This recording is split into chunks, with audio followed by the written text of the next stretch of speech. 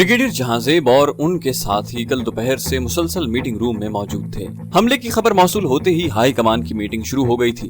अब तक उन्होंने हर मुमकिन तरीके से इस बात की तस्दीक कर ली थी कि इस हमले से पाकिस्तानी इंटेलिजेंस या किसी भी मुजाहिद तंजीम का कतन कोई ताल्लुक नहीं है। न ही किसी ने पाकिस्तान से वहां मौजूद किसी भी हमलावर को कोई हिदायत दी है। तमाम सबूत इकट्ठा करने के बाद अब वो जनरल साहब के सामने मौजूद थे। उस वक्त एक बड़ी स्क्रीन पर हमले की वो तमाम मुमकिन तस्वीर और फिल्में चलाई जा रही थी जो उन्हें आलमी ज़राए अबलाग से हासिल हुई थी। सर, आपकी तवज्जो चाहूंगा। कर्नल खान ने एक जगह फिल्म रोककर उन्हें मुतवज्जे किया। इस मंजर में वो गाड़ी गेट में दाखिल हो रही थी जिसके जरिए हमलावर पार्लियामेंट हाउस में दाखिल हो रहे थे। इनकी टाइमिंग देखें सर के हमले के आगाज ही से इसकी फिल्म भी बनानी शुरू कर दी। लेकिन इस मंजर से आपको सारा खेल समझ आ जाएगा। ये कहते हुए उन्होंने ऑपरेटर से कहा कि वो वैन चलाने वाले की शक्ल नुमाया करे, जिसने कुछ बटन आगे करके इब्राहिम का चेहरा नुमाया किया जो वैन चलाकर यहाँ तक लाया था। कर्नल खान की हिदायत पर इब्राहिम के चेहरे के मुख्तलिफ अंदाज से 10-12 प्रिंट बनाए गए, जिसके फौरन बाद ब्रिगेडियर जहांजेब ने एक फाइल निकाल कर उनके सामने रखी। ये टॉप सीक्रेट फाइल थी जिसमें इब्राहिम ही की तस्वीरें लगी थी, लेकिन इसका नाम इब्राहिम की बजाय वर्मा मलिक था। सर, वही वर्मा मलिक है जिसे 2 साल पहले PNG करार देकर श्रीलंका गवर्नमेंट ने अपने हाथ से निकाला था। ये शख्स लश्कर जर्रार में भी अंडरकवर रहकर काम कर चुका है। जब हम इसके नजदीक पहुंचे तो यहाँ से निकल चुका था, जिसके बाद इसे रॉ ने श्रीलंका में इंडियन काउंसलेट में प्रिंसिपल ऑफिसर लगाया और ये तमिलों के साथ श्रीलंका गवर्नमेंट के खिलाफ साजिश करते हुए रंगे हाथों पकड़ा गया था। तो ये बात है। जनरल साहब को सारी चाल समझ आ गई। वो जान गए थे कि पंचशेरी वजीर ने भारतीयों की खुशनुदी हासिल करने के लिए उन्हें जो कश्मीरी मुजाहिदीन बतौर तोहफा दिए थे, इनमें से इस ग्रुप को कट आउट बनाया गया। चूंकि वो लोग कमांडर शाहीन को पहचानते थे जिसका रिकॉर्ड पहले से भारतीय इंटेलिजेंस के पास महफूज है, इसलिए निगाह इंतखाब भी उसी पर पड़ी। थोड़ी देर बाद सारी रिपोर्ट और तफसीलात वजीर आजम को फराहम कर दी गयी और उसी रात एक आला सतही वफ्द DGISI की सरबराही में अमेरिका रवाना हो गया, जिसने अमेरिकन हुकूमत के सामने सारा केस पेश करते हुए उसे बता दिया कि अभी करीबन 200 और मुजाहिदीन भी भारत के पास मौजूद हैं जिनसे रॉ इस नौयत की कोई और कार्रवाई करवाकर पाकिस्तान के खाते में डाल सकती है। पेंटागन में अमेरिकन इंटेलिजेंस कम्युनिटी के आलमी दिमागों के साथ होने वाली इस मीटिंग में डायरेक्टर FBI ने लश्कर जर्रार के सुप्रीम कमांडर आबिद काश्मीरी के हिरासत में लिए जाने की तस्दीक करते हुए बताया कि गुज़श्ता 15 रोज से इसका राब्ता बाहर की दुनिया के साथ नामुमकिन बना दिया गया है, इसलिए इसकी तरफ से कोई हिदायत जारी होने का सवाल ही नहीं उठता। पाकिस्तानी वफ्द की तरफ से मिलने वाली नाकाबिले तरदीद शहादतों की तस्दीक CIA ने अपने लामहदूद जराए से अगले 2 घंटे में कर दी थी और रात के दूसरे पहर जब अमेरिकी सेक्रेटरी ऑफ स्टेट उस मीटिंग में शामिल हुए तो वो पाकिस्तानी वफ्द के नुक्ता नजर को तस्लीम कर चुके थे। दूसरे रोज अलसुबह प्रेसिडेंट को सारी रिपोर्ट पेश कर दी गई थी, जिसके बाद अमेरिकन स्टेट डिपार्टमेंट की तरफ से प्रेस कॉन्फ्रेंस में जो बयान जारी हुआ उसकी जबान गुज़श्ता रोज जारी होने वाले बयान से बिल्कुल मुख्तलिफ थी। पहले बयान में सदर ने पाकिस्तानी हुकूमत को वार्निंग के अंदाज में दहशतगर्दों पर काबू पाने की तलकीन की थी, लेकिन इस बयान में उन्होंने दहशतगर्दी के खिलाफ पाकिस्तान के किरदार को सराहते हुए वजीर आजम की तारीफ की और दोनों हमसाया मुल्कों भारत और पाकिस्तान से कूल डाउन होने के लिए कहा। अमेरिकन हुकूमत की तरफ से ऐलान किया गया कि सेक्रेटरी ऑफ स्टेट अगले हफ्ते दिल्ली और इस्लामाबाद के दौरे पर जा रहे हैं ताकि दोनों मुमालिक को आपस में बातचीत के जरिए अपने मसाइल हल करने पर आमादा किया जा सके। गीता पाठक की जिंदगी की बेहतरीन अय्याशी चर्स नोशी थी और वो हैरान रह गई जब अपने फ्लैट पर पहुंचने के बाद शिराजी ने उसे 1 पाव भर चर्स बतौर तोहफा पेश की। क्या मतलब है तुम्हारा? भाई, मैं इतनी दौलतमंद नहीं हूँ, इसकी कीमत तो हजारों डॉलर में होगी। अरे मैडम, कैसी बातें कर रही हैं आप? ये तोहफा है मेरी तरफ से। मैंने आपको बताया था ना कि मेरे अंकल आफरीदी पठान हैं, भूल गई क्या? आप मुतमईन रहिए और खुद को तमाम फिक्र से आजाद कर दीजिए, उसने गीता की बात काटते हुए कहा। गीता के लिए ये जिंदगी का ऐसा जबरदस्त सरप्राइज था कि वो बेख्तियार शिराजी से लिपट गई। तुम बहुत अजीम हो, उसने खुशी से बेकाबू होते हुए कहा और चर्स नोशी शुरू कर दी। राहिल के लिए उसका धुआं नाकाबिले बर्दाश्त हो रहा था, लेकिन उसे बहरहाल ये कुछ बर्दाश्त करना था। गीता पाठक ने ये जाना जैसे जिंदगी में वो आखिरी मर्तबा इस नशे का लुत्फ उठा रही है। वहाँ भारत में तो बड़ी मिन्नतों के बाद उसे हजारों रुपए खर्च करने के बाद 2-4 सिगरेट का नशा मुयस्सर आता था और यहाँ दर्जनों सिगरेट की डिब्बिया का नशा मुफ्त मिल गया था। उसने चेन स्मोकिंग शुरू कर दी। राहिल इस असना में कभी चाय कभी कॉफी के बहाने वहाँ से उठकर दूसरे कमरे में जाता रहा और अब वो उसके लिए खाना लेने जा रहा था। अरे छोड़ो यार, आज सिर्फ पीने को दिल करता है, खाने को नहीं। उसने अचानक अपने बाजू उसके गले में हमायल करते हुए कहा। नहीं देखिए ना, आप मेरी मेहमान हैं और प्लीज बस कीजिए, आपकी हालत ठीक नहीं, आप जब तक यहाँ हैं ये कोई मसला नहीं। मैं तो कहता हूँ 2-3 किलो अपने साथ भारत भी ले जाइए, यहाँ से मैं निकलवा दूंगा, वहाँ आप संभाल लेना। उसने बड़ी होशियारी से उसे खुद से अलग करके अपनी बेकाबू धड़कनों को संभाला। है क्या हुआ मेरी हालत को, क्या हुआ? गीता ने नशे से लड़खड़ाई हुई आवाज में कहा, और उसके बाद उसने जो हरकत शुरू की वो राहील के लिए इतनी अचानक और घबरा देने वाली थी कि एक मर्तबा तो उसके हाथ पांव ही फूल गए। नशे में धुत पाठक ने एक एक करके खुद को कपड़ों से बेनियाज करना शुरू कर दिया। इस सिचुएशन के लिए वो कब तैयार था? मैडम प्लीज देखिए मैडम। उसने गीता को अपनी तरफ बढ़ने से रोकना चाहा, लेकिन वो खुद उस तक पहुंच गई। राहील ने उसे फिर खुद से अलग किया तो गीता पलंग पर ढेर हो गई। शायद उसे ज्यादा ही चढ़ गई थी। अंग्रेजी में ऑल फॉल बकते हुए वो लंबी तान कर सो गई और राहील ने सुख का सांस लिया। वो दूसरे कमरे में जाकर टीवी देखने लगा। गीता पाठक की आंख शाम गए खुली थी। राहील ने खुदा का शुक्र अदा किया कि वो नॉर्मल थी। शायद उसको अपनी हालत का एहसास हो गया था क्योंकि राहील ने उस पर चादर फेंक दी थी। गीता ने अपने कपड़ों की तरफ देखा और दिल ही दिल में राहील की बेवकूफी पर मुस्कुराकर उन्हें पहन लिया। उसे हैरत हो रही थी कि इस नौजवान ने जो यूरोप और मशरिक वस्ता के होटलों में काम कर चुका है, इस सूरत हाल से फायदा नहीं उठाया। बेवकूफ है साला, उसने खुद से बड़बड़ाते हुए कहा। लेकिन शिराजी के किरदार ने उसे मुतासिर बहुत किया था। कुछ पसंद नहीं आया क्या? जैसे ही वो कमरे में दाखिल हुआ, गीता ने मुस्कुराते हुए पूछा, नो मैडम ऐसी बात नहीं, लेकिन मैं अमानत में खयानत का मुर्तकिब नहीं। आप मेरी मेहमान हैं, हम जरा मुख्तलिफ किस्म के लोग हैं मैडम। उसने नौमर लड़कों की तरह शर्माते हुए कहा तो गीता पाठक को यूं लगा जैसे शिराजी चुपके से उसके दिल में उतरकर कहीं धूनी लगाकर बैठ गया है। बहुत अजीब लोग हो तुम। उसने अंग्रेजी में राहील की तरफ देखकर मुस्कुराते हुए कहा। राहील ने मुस्कुराते हुए जवाब दिया, इस कॉम्प्लीमेंट के लिए शुक्रिया। थोड़ी देर बाद वो राहील के साथ होटल जा रही थी। उसने शिराजी के जरिए कोई बड़ा स्कोप मारने का मुसम्मम इरादा कर लिया था और अब उसकी तैयारी कर रही थी। शाम ढले राहील उससे रुखसत हो गया। अब उसे गीता पाठक की गुफ्तगू सुननी थी जिसका बंदोबस्त पहले से हो चुका था। उसकी तवक्कुआत के ऐन मुताबिक गीता के होटल पहुंचने तक शर्मा की तरफ से 3-4 टेलीफोन मैसेज उसके लिए मौजूद थे। गीता ने अब उससे राब्ता कायम किया था। कैप्टन राहील कानों पर हेडफोन चढ़ाए दोनों की गुफ्तगू सुन रहा था। ओहो हनी कहाँ गायब हो गई थी? शर्मा ने छुटते ही कहा, अरे शर्मा जी कुछ मत पूछो यार, उस लड़के ने तो वो मौज मस्ती करवाई है कि। अपनी बात का खातिमा उसने सिस्कारी लेकर किया। हैं मुझे तो अब खतरा पैदा होने लगा है उससे। शर्मा ने जुमानी सी बात कह दी, अरे हमारे ऐसे नसीब कहाँ हुजूर, साला बिल्कुल गधा है, जैसी गई थी वैसी ही वापस लौट आई हूँ। बेफिक्र रहो शर्मा जी, आपकी मंगेतर की इज्जत कम से कम इस मुल्क में महफूज है। उसने कहा तो शर्मा ने फोन पर लंबा सांस लिया। थैंक गॉड, मैं तो डर गया था। शर्मा एक बड़ा काम मिल रहा है, सुनोगे? उसने अचानक ही शर्मा से कहा। हाँ क्यों नहीं। शर्मा की बेचैनी बढ़ी। गीता पाठक ने उसे शिराजी के कमालात से आगाह करते हुए कहा कि वो अलकायदा के 3 मफरूर लीडरों से उसके इंटरव्यू का बंदोबस्त कर रहा है। इन लोगों का उसामा से करीबी ताल्लुक है और उन्होंने यहाँ पनाह ले रखी है उसके गांव में। गीता ने कहा तो शर्मा की राल टपक रही थी। Do it darling do it, उसने शिद्दत जज्बात से बेकाबू होकर कहा। लेकिन शर्मा जी महाराज, ये मेरा जर्नलिस्ट स्कोप होगा, मैं खुद अपना स्टफ फरोख्त करूंगी, मेरी बात समझ गए ना? तुम कोई डील न करना। Okay okay okay. शर्मा उसकी हर शर्त मानने के लिए बेचैन था। उसने गीता पाठक को बिल्कुल फ्री हैंड दे दिया था और कह दिया था कि वो रुपए पैसे की कुछ परवाह न करे। गीता ने फोन को आंख मारकर क्रेडल रख दिया। राहील अब अगली तैयारियां कर रहा था। अब तक सब कुछ उसकी तवक्कुआत के मुताबिक हो रहा था। उसे उम्मीद थी कि गीता के जरिए वो जरूर अपने मुखालिफिन को चारों शाने चित कर देगा। कर्नल विरदक ने उसके लिए तमाम वसाइल ओपन रखे हुए थे और ब्रिगेडियर साहब खुद उस ऑपरेशन की कमांड कर रहे थे। वो पल पल की कार्रवाई से बाखबर थे और उन्हें उम्मीद थी कि कैप्टन राहील जरूर मुतवक्के नताइज हासिल कर लेगा। अगले रोज सुबह नाश्ते पर ही गीता पाठक ने उसे तलब कर लिया। रात को वो इंडियन हाई कमीशन गई थी।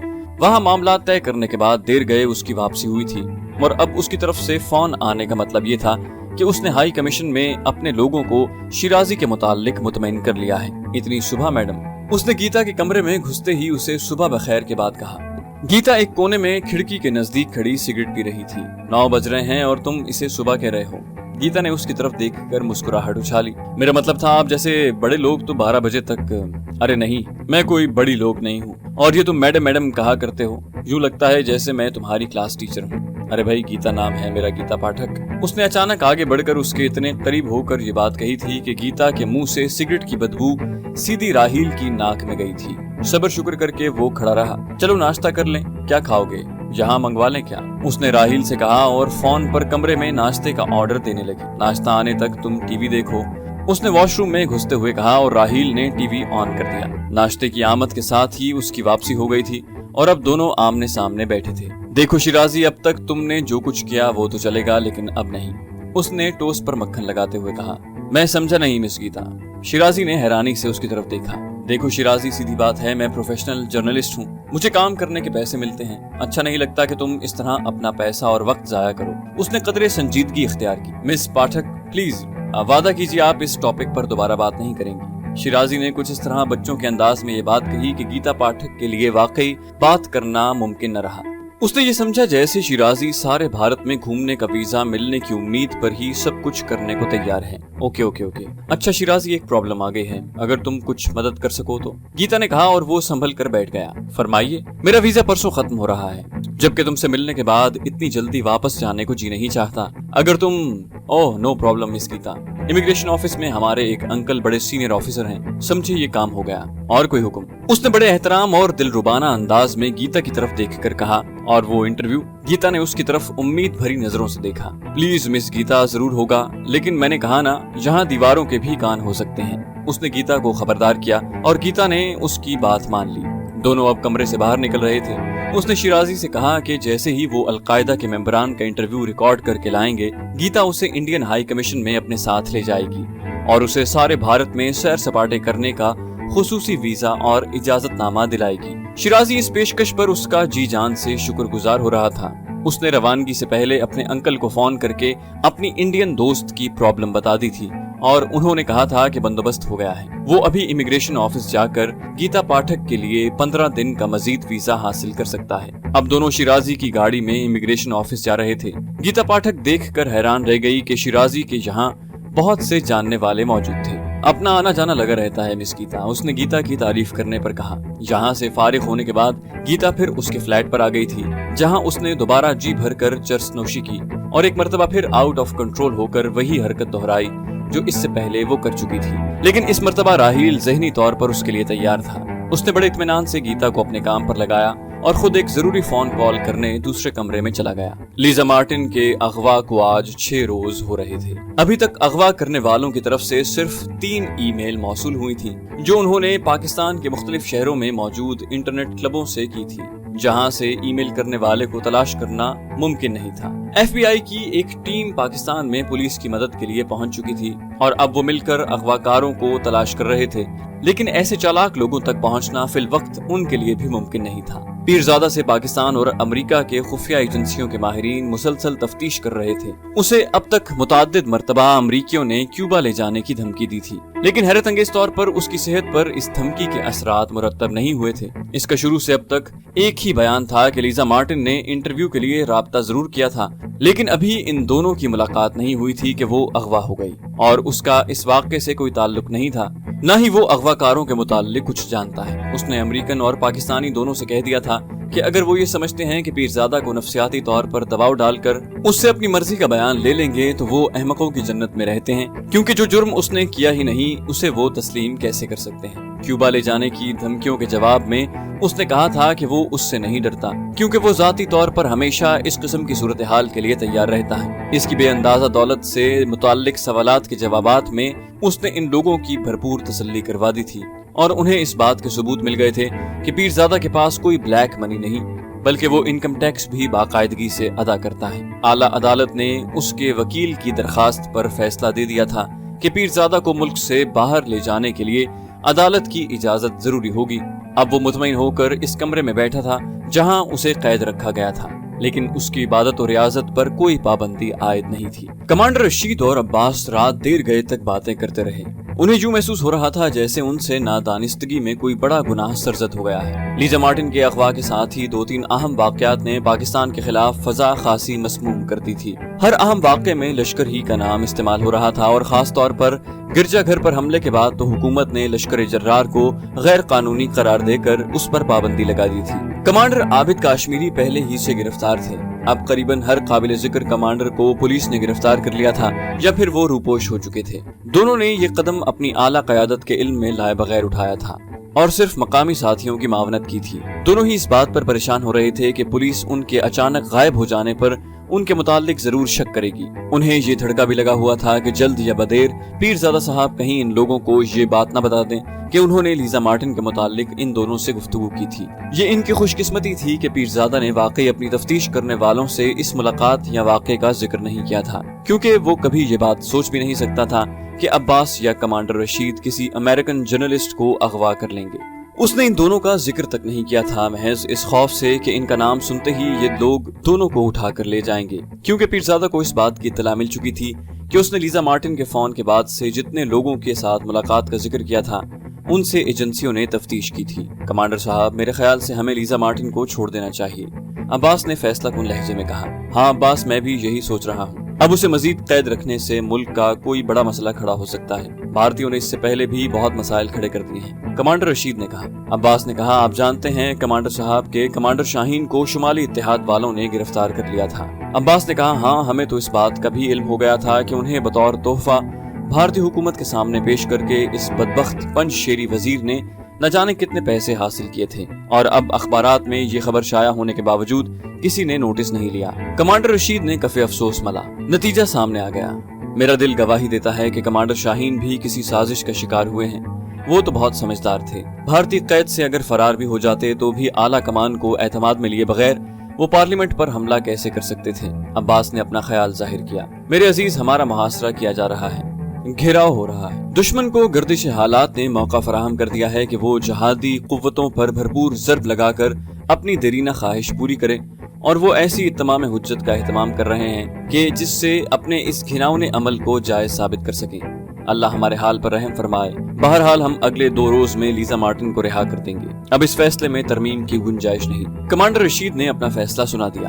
جو حکم کمانڈر صاحب، عباس نے کہا، اور دونوں مطمئن ہو گئے۔ ان کو اس بات کا اندازہ نہیں تھا کہ دروازے سے لگی نبیلہ نے ان کی باتیں سن لی ہیں۔ اسے اس بات سے اتفاق نہیں تھا۔ نہیں لیزا مارٹن، تمہیں زندہ رکھنے کے لیے یہاں نہیں لایا گیا۔ اس نے دل ہی دل میں کہا، جس طرح دبے قدموں یہاں تک آئی تھی اسی طرح واپس لوٹ گئی۔ تھوڑی دیر بعد وہ عباس کے ساتھ باتیں کر رہی تھی۔ اس کا ذہن ابھی تک عباس اور کمانڈر رشید کی گفتگو میں الجھا ہوا تھا، جبکہ اپنے کسی بھی عمل سے اس نے اس کا اظہار نہیں ہونے دیا تھا۔ مسٹر شکتی، آپ دشمن کو انڈر ایسٹیمیٹ کر رہے ہیں۔ ڈیوڈ نے بے چینی اور غصے کے ملے جلے جذبات سے یہ فقرہ قدرے بلند آواز سے کہا تو اس کے ساتھ بیٹھا تیواری بھی چونکے بغیر نہ رہ سکا۔